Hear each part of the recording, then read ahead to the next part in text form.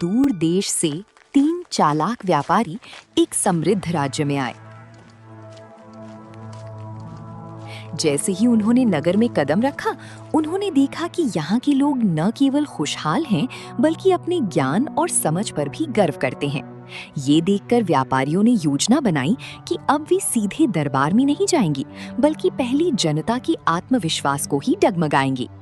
तीनों व्यापारी अलग अलग दिशाओं में निकल पड़े। एक बाजार में जा पहुंचा, जहां उसने भीड़ इकट्ठा करके लोगों की बुद्धि को परखने का नाटक शुरू किया। वो ऐसी गूढ़ बातों का उल्लेख करता जिनका उत्तर देना आसान नहीं था, और जब लोग अपने अपने अनुसार जवाब देते तो वो उन्हें गलत ठहराकर उनका मजाक उड़ाता। धीरे धीरे वहां खड़े लोगों का आत्मविश्वास डगमगाने लगा और वे खुद को असमर्थ महसूस करने लगे। दूसरा व्यापारी चौपाल की ओर गया, जहां गांव के लोग बैठे विचार विमर्श कर रही थी। उसने भी उसी तरह अपनी चतुराई का जाल फैलाया। वो ऐसी बातों को उठाता जो सुनने में सरल लगती, पर उनके उत्तर में गहराई छिपी होती। जब कोई उत्तर देता तो वो उसमें कमी निकालकर उसे छोटा साबित कर देता। वहां भी लोगों के चेहरे धीरे धीरे उतरने लगे और उनकी चर्चा संदेह में बदल गई। तीसरा व्यापारी युवाओं के बीच पहुंचा, जहां उसने खील खील में उनकी समझ को उलझाना शुरू किया। उसकी बातों में ऐसी चालाकी थी कि सुनने वाले खुद ही अपने उत्तरों पर शक करने लगते। कुछ ही समय में पूरी नगर में ये बात फैल गई कि 3 अजनबी आए हैं जो हर किसी को अपनी बातों में हरा देते हैं। जब ये खबर दरबार तक पहुंची तो चिंता की लहर दौड़ गई। राजा ने तुरंत उन्हें दरबार में बुलवाया। दरबार में पहुंचकर उन्होंने राजा को प्रणाम किया। नमस्कार महाराज। लेकिन उनके शब्दों में विनम्रता कम और चुनौती ज्यादा थी। पहला व्यापारी आगे बढ़ा और बोला, महाराज, हमने बहुत राज्यों के विद्वानों को हराया है। क्या आपके राज्य में कोई ऐसा ज्ञानी है जो हमारे प्रश्नों का उत्तर दे सके?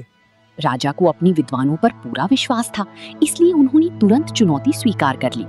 अगले दिन भरा हुआ दरबार लगा। दूर दूर से आई विद्वान अपनी अपनी जगह पर बैठी थी। पहला ठग मुस्कुराते हुए खड़ा हुआ और बोला, मेरा सवाल बहुत आसान है, बताओ मेरे सिर में कितने बाल हैं? उसका प्रश्न सुनते ही दरबार में सन्नाटा छा गया।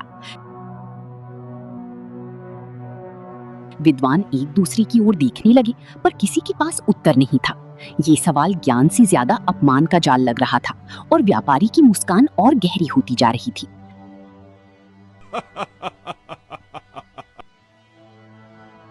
महाराज, बड़ी दूर दूर तक आपके राज्य की विद्वता के चर्चे सुने थे, लेकिन एक साधारण से प्रश्न ने ही आपके पूरे दरबार की बुद्धि खोल कर रख दी। लगता है यहाँ बड़े बड़े विद्वान केवल ऊंची बातें करना जानते हैं, उत्तर देना नहीं। उनका मजाक पूरी दरबार में गूंज उठा। राजा और उनकी दरबारी विद्वानों का सिर शर्म से झुक गया। राजा का दिल दुखी हो गया। राजा समंजन में पड़ गया, क्योंकि उन्होंने भी इस तरह के प्रश्नों का अनुमान नहीं किया था, क्योंकि ये प्रश्न बहुत अजीब थे। उन्हें लगा कि अब उनकी राज्य की प्रतिष्ठा मिट्टी में मिल जाएगी। तभी उन्होंने चिंता में एक बड़ा ऐलान कर दिया, सभी राज दरबारी, इस राज्य के विद्वान और बड़े बुजुर्ग ध्यान दें। जो भी व्यक्ति अपनी बुद्धिमानी और तर्क से इन व्यापारियों को निरुत्तर कर देगा, अथवा इनके हर प्रश्न का ऐसा उत्तर देगा कि ये स्वयं मौन हो जाए, उसे राज्य की ओर से 10,000 स्वर्ण मुद्राओं का इनाम दिया जाएगा। ये खबर आग की तरह पूरे राज्य में फैल गई। गांव-गांव, शहर-शहर से लोग आने लगे। कोई अपने आप को बड़ा ज्ञानी समझकर आया, कोई किस्मत आजमाने। दरबार रोज भरता, लोग आते, सवाल सुनते और हार कर लौट जाते। तीनों व्यापारियों का घमंड बढ़ता जा रहा था और राजा की चिंता भी। दिन बीतते गए, लेकिन कोई भी उन सवालों का जवाब नहीं दे पाया। ठग अब खुलकर राजा और उनके राज्य का अपमान करने लगे। उनके शब्द तीर की तरह चुभ रहे थे। राजा रात भर सो नहीं पाए। तभी अचानक उन्हें एक व्यक्ति याद आया, उनके राज्य का एक साधारण मछुआरा। वो कोई बड़ा विद्वान नहीं था, लेकिन उसकी हाजिर जवाबी और चतुराई के किस्से पूरे राज्य में मशहूर थे। कई बार उसने अपनी समझदारी से मुश्किल हालात को आसान बना दिया था और राजा से इनाम भी पाया था। राजा के चेहरे पर उम्मीद की हल्की किरण जगी। उन्होंने तुरंत आदेश दिया, सुनो, कल सुबह राजू मछुआरे को दरबार में बुलाओ। बहुत तर्कशील है, शायद ये प्रश्न उसकी समझ में आ जाए। अगले दिन दरबार सजा। सभी की नजरें दरवाजे पर थीं और तभी एक साधारण कपड़ों में मछुआरा अंदर आया। उसके एक हाथ में लाठी थी और साथ में एक गधा। लोग उसे देखकर हंसने लगे। क्या अब ये इन प्रश्नों के उत्तर देगा? अरे भाई राजू, ये कोई बच्चों का खेल ही है। राज दरबार के प्रश्न हैं और इन प्रश्नों में तो बड़े बड़े विद्वान भी उलझ गए, फिर तुम क्या ही कर लोगे? लेकिन मछुआरा बिल्कुल शांत था। उसकी आंखों में आत्मविश्वास साफ झलक रहा था। अब असली मुकाबला शुरू होने वाला था। दरबार में सन्नाटा छा गया था। सभी की नजरें अब उस साधारण से मछुआरे पर टिक गई थीं, जो अपने गधे के साथ बिल्कुल शांत खड़ा था, जैसे उसे पहले से ही सब पता हो कि क्या होने वाला है। महाराज को मेरा नमस्कार। कहिए महाराज, मुझे क्यों बुलाया गया? क्या मुझसे कोई भूल हुई है? नहीं राजू, तुमसे कोई भूल नहीं हुई है, बल्कि तुम्हें अपने राज्य की सहायता के लिए बुलाया गया है। तुम्हें इन तीनों व्यापारियों के प्रश्नों के उत्तर देने हैं। क्या तुम स्पष्ट और संतोषजनक उत्तर दे सकोगे? ठीक है, मैं सभी प्रश्नों के संतोषजनक उत्तर देने का प्रयास करूंगा। पहला ठग आगे बढ़ा। उसके चेहरे पर वही घमंडी मुस्कान थी।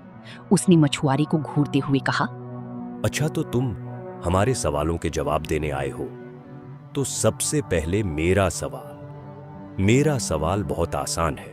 बताओ, मेरे दाढ़ी में कितने बाल हैं? पूरी दरबार की सांसें थम गईं। लेकिन मछुआरा जरा भी नहीं घबराया। हल्का सा मुस्कुराया और बोला, अरे भाई, तुम्हारे दाढ़ी में उतने ही बाल है जितने कि मेरे गधे की पूंछ में बाल है। अगर विश्वास नहीं तो गिनकर देख लो। अगर एक बाल भी इधर का उधर हुआ तो मैं हारा और तुम जीते। ये सुनते ही दरबार में हलचल मच गई। पहला ठग कुछ पल के लिए चुप रह गया। उसके चेहरे का घमंड धीरे धीरे उतरने लगा, क्योंकि वो जानता था न तो वो अपने सिर के बाल गिन सकता है और न ही मछुआरे की दाढ़ी के। उसकी जुबान जैसे बंद हो गई। दरबार तालियों से गूंज उठा।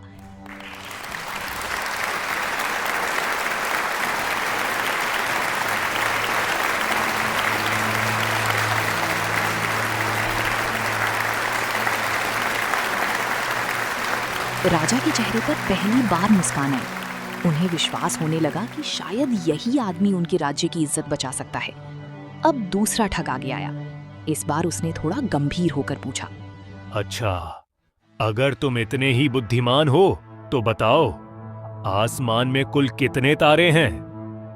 मछुआरा फिर मुस्कुराया। उसने अपने गधे की ओर इशारा किया और बोला, अब इसमें भी कोई पूछने वाली बात है? जितने मेरे इस गधे के शरीर पर बाल हैं, उतने ही आसमान में तारे हैं। अगर यकीन नहीं हो तो गिन लो। ये सुनते ही पूरा दरबार एक पल के लिए चुप हो गया। फिर अचानक हंसी और तालियों की आवाज गूंज उठी।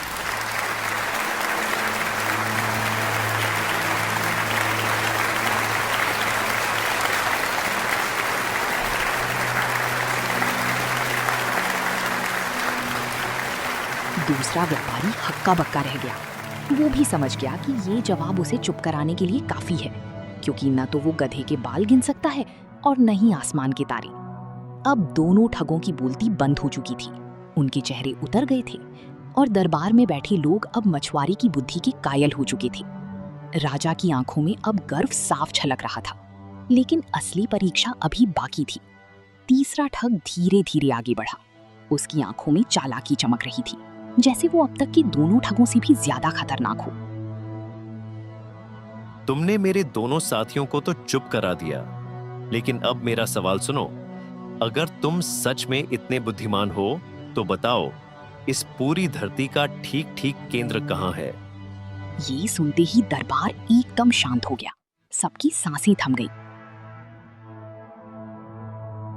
राजा भी चिंता में पड़ गए। ये सवाल पहले दोनों से कहीं ज्यादा कठिन था, लेकिन मछुआरा वो फिर भी शांत था। उसने बिना एक पल गवाए अपनी लाठी उठाई और दरबार के बीचों बीच जाकर कहा, महाराज, यही है धरती का केंद्र। तीसरा ठग हल्का सा हंसा, जैसे उसे यही उम्मीद थी। उसने तुरंत कहा, तुम कैसे साबित कर सकते हो कि यही केंद्र है? अगर तुम्हें शक है तो पूरी धरती नाप लो। अगर ये जगह 1 इंच भी इधर उधर निकली तो मैं हार मान लूंगा। तीसरा ठग एकदम चुप हो गया। उसकी मुस्कान गायब हो गई, क्योंकि वो जानता था पूरी धरती को नापना असंभव है। उसके पास अब कोई जवाब नहीं था। कुछ क्षणों तक दरबार में गहरा सन्नाटा छाया रहा। लोग एक टकी लगाए मछुआरे को देखते रहे कि कैसे उसने एक झटके में उन सालों के जवाब दे दिए जो दरबार में बैठे बड़े बड़े ज्ञानी भी ना दे सके। और फिर अचानक पूरा महल तालियों और जयकारों से गूंज उठा।